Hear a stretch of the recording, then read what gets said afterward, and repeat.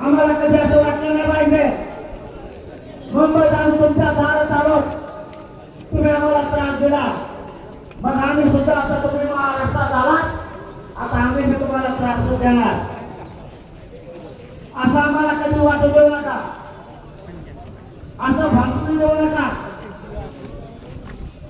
कधी मुंबईत येणारा वर्ग आमचा मुंबईत येणार त्याच्या पाठीवरून माझा हात फिरा, त्याला त्रास द्यायचा काम करू नका. पुन्हा एकदा सांगतो फडणवीस साहेब, तुमचं आमचं वय नाहीये, मला माझा मराठा समाज मोठा करायचा आहे आणि तुम्हाला आरक्षण द्या म्हणून मी फोन करून सांगितलंय. नसता येणारी परिस्थिती आणि मराठा समाज तुमच्या पक्षाचा सुद्धा तुम्हाला कधीच माफ लक्षात ठेवा. आणि जातीसाठी त्यांच्या पक्षातल्या मराठ्यांनी सांगतो त्यांना त्रास विचारावा. भाजपमधल्या मराठ्यांनी, काँग्रेस राष्ट्रवादीतल्या मराठ्यांनी त्रास विचारा. आमच्या लेकरांचं मरण लाभत आहे, आमचं आरक्षण का दिलं जात नाही. अन्याय मराठ्यांवर थांबलाच पाहिजे.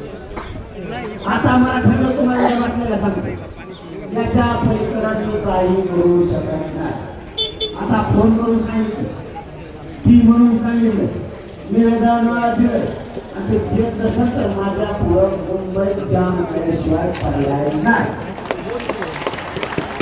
याच्यापेक्षा काय पाहिजे सांगा बरं. आता त्याला गोळी सांगितलं की द्या.